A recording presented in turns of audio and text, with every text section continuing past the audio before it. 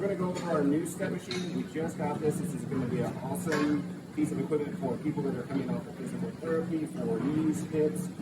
Easy to use, also easy to get in and out of. These handles will go up and down to get in and out of the machine easy. As you can see, the seat is facing out. You can set in the machine, pull your handle up, rotate into it. From there, you can adjust the handles of the arms in and out and lock in place. You get your feet set, lock the straps in, push the center lock, that'll let the arms move freely. Start pedaling, come over on the screen and have your workout set there that you're going to do. You can do a quick start or any of the preset workouts on the machine. Once you're going, nice and free motion.